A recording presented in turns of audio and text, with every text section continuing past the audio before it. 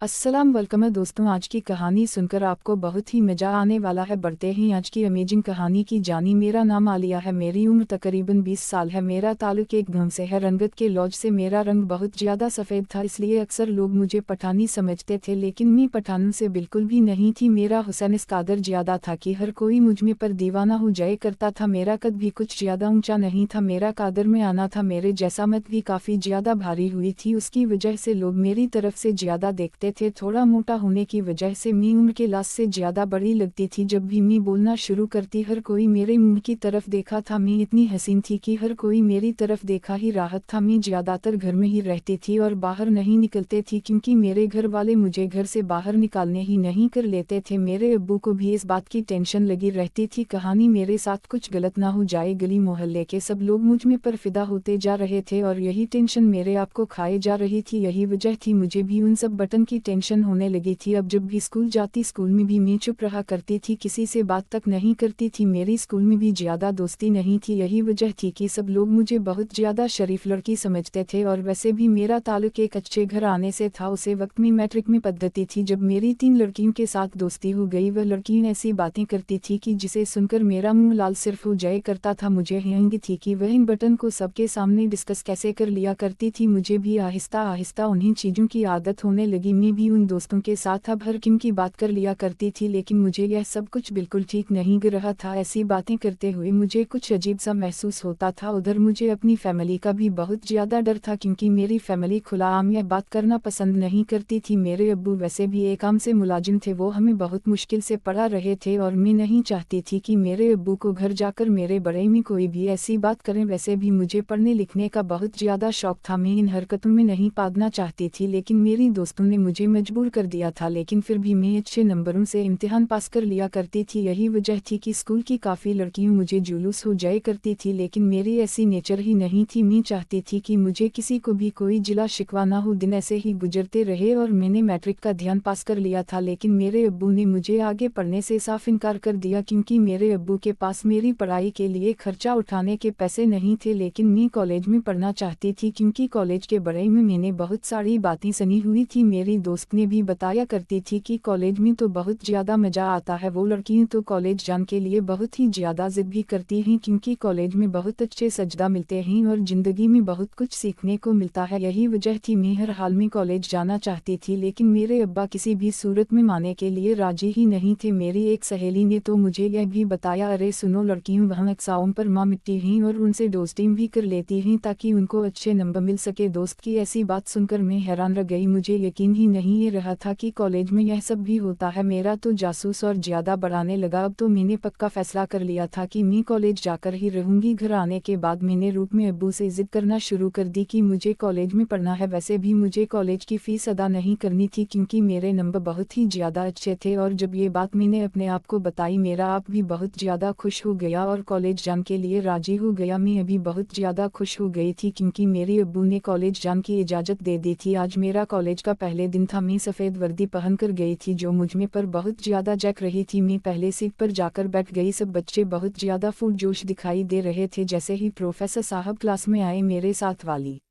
लड़की मुझे खाने लगी, देखो सर कितनी अच्छी गिर रहे हैं। यह बात सुनते ही मुझे बहुत ज़्यादा हैरान की हुई और मैं वाकई ही सर की जानी देखने लगी। पहले ही दिन से मुझे वह सर बहुत ज़्यादा अच्छी गिर रहे थे। पता नहीं क्यों मैं उनके बड़े में सोने लगी। दिन ऐसे ही गुजरते रहे। एक रोज़ अचानक मुझ में पर पड़ी, मेरी तरफ देखने लगे। उसे रोज़ उन्होंने सारी क्लास के सामने मेरा नाम पूछा और क्लास से बाहर चले गए। उसे रोज़ के बाद से वो हर रोज़ मुझे बातें करने लगे। मैं अभी अब उनके साथ बहुत ही ज़्यादा अटैक हो गई थी। अब वो क्लास में आते ही मुझे सबसे पहले सीट पर बैठा दिया करते। मैं और सर एक दूसरे को बहुत ज़्यादा देखते थे। कॉलेज में पढ़ने का मुझे बहुत ही ज़्यादा मजा आ रहा था। फिर एक रोज़ मैं ये देखकर बहुत ज़्यादा हैरान हुई कि सर की नज़र मेरे चेहरे पर नहीं बल्कि चेहरे से नीचे पड़ रही है, और जैसे ही वो मेरी तरफ देखते उनकी आंखों में चमके जाए करती थी। सर की ऐसी कयपायता देखकर मेरा दिल बहुत ज़ोर ज़ोर से धड़कन शुरू कर दिया करता था। मेरे वह गुमान में भी नहीं था कि मुझे अपने ही सर से मोहब्बत हो जाएगी। मैंने यह फैसला कर लिया था, मैं आज के बाद सर के सामने बिल्कुल नहीं बैठूंगी। मैं मैं आहिस्ता आहिस्ता सर से दूर होने लगी, क्योंकि मैं नहीं चाहती थी कि हमारे दरमियान कोई भी ताल्लुका। मैंने खुद पर बहुत ज़्यादा काबू अपने की कोशिश की, और जब सर को इस बात का इल्म हुआ कि मैं उनसे दूर जाने की कोशिश कर रही हूँ तो फिर वही हुआ जिसका मुझे डर था। उन्होंने मुझे पेपर में फेल कर दिया। हालांकि मुझे नालायक काफ़ी ज़्यादा बच्चे थे उन्हीं सर ने पास किया हुआ था। उसे बात से मैं बहुत ज़्यादा हैरान हुई। सर ने इन लड़कियों को बहुत ज़्यादा नंबर दिए हुए थे जो उनके आगे पीछे घुमा करती थी, और सर की जब मैंने बात ना मानी तो उन्होंने मुझे फेल ही कर दिया। क्लास में से कुछ लड़कियां ऐसी थी जो सर के पास नंबर बढ़ाने के लिए चली जाया करती थी। अक्सर औकात सर उन लड़कियों को दूसरे कमरे में ले जाया करते थे और फिर उनके नंबर बढ़ा दिया करते थे। मैं यह बात देखकर बहुत ज़्यादा हैरान हुई कि आखिर सर ऐसा क्या करते हैं कि उन लड़कियों के नंबर बढ़ जाते हैं। उसे रोज़ मैंने भी यह फैसला कर लिया था कि मैं सर के पास नंबर बढ़ाने के लिए जाऊंगी। उनके सर ने मुझे उसे पर फेल किया हुआ था। जैसे ही उसे रोज मैं सर के कमरे के पास गई, मुझे पहले एक लड़की वहां पर जा चुकी थी। मैं कमरे के बाहर खड़ी उसे लड़की के बाहर आने का इंतजार करने लगी। इस बात को तकरीबन आधा घंटा गुजर चुका था लेकिन वो लड़की अभी तक बाहर ही नहीं आई थी। बहुत ज़्यादा इंतजार करने के बाद जब मैं वापस जाने लगी तो अचानक सर के कमरे के अंदर से अजीब किम की आवाज़ें सुने दी। ये आवाज़ें शायद इस लड़की की ही थी जो मुझे पहले सर के कमरे में गई थी। वो बहुत जोर से सीख रही थी। वो बार बार सर को एक ही बात कर रही थी कि बस मुझे और नंबर नहीं चाहिए, लेकिन शायद सर उसकी कोई बात नहीं सुन रहे थे। यह सब कुछ देखकर और सुनकर मेरे होश उड़ गए थे। मेरे अंदर बिल्कुल भी हिम्मत नहीं थी कि मैं भी कमरे के अंदर जाऊं। मुझे समझ गया था कि अंदर क्या हो रहा था। मैं नहीं चाहती थी कि मेरे साथ भी वही सब कुछ हो जो मुझे पहले होता रहा है। मुझे बहुत ज़्यादा डर लगा था और मैंने यह फैसला कर लिया था कि मुझे फेल होना ही ठीक है, लेकिन मैं यूँ कभी सर के करीब नहीं जाऊंगी। और इस साल में वाकई ही फेल हो गई थी, यानी मेरा एक साल जया हो गया। अगले साल फिर से वही उस्ताद मुझे पढ़ना लगे। वो इस मर्तबा फिर मुझे खाने लगे कि मैं तुम्हें फिर से फेल कर दूंगा और तुम हमेशा के लिए इसी क्लास में बैठी रहोगी। सर की यह बात सुनकर मुझे रोना आ गया, क्योंकि मैं पहले ही एक साल जया कर चुकी थी। उसे रोज मैंने सर की मिन्नत करना शुरू कर दी कि प्लीज़ ऐसे मुझे मत करें, मुझे ऐसा फूल मत करें, मेरी ज़िंदगी का सवाल है, मेरे आपके पास मुझे पैसे नहीं है कि वो मुझे पढ़ा सकें। उसे रोज मेरे सर के चेहरे पर एक शैतानी मुस्कुराहट आई और वह मेरी तरफ देखकर हंसने लगे। सर मुझे खाने लगे, मैं तुम्हें क्लास में सबसे ज़्यादा नंबर दूंगा, सिर्फ तुम्हें मेरी एक बात मानना होगी। मैं बहुत ज़्यादा परेशान हुई कि आखिर सर मुझे करना चाहते हैं। सर मुझे खाने लगे, बस तुम मेरा यह कम कर दो। मैंने कहा ठीक है, मैं आपकी मदद करने के लिए तैयार हूँ। कुछ दिनों के बाद सर ने मुझे अपने रूम में बुला लिया। वहाँ कोई और मौजूद नहीं था, सब बच्चे अपने अपने घरों में जा चुके थे। हर तरफ तरीके की छी हुई थी। मेरा दिल बहुत तेजी से धड़कने लगा। उसे रोज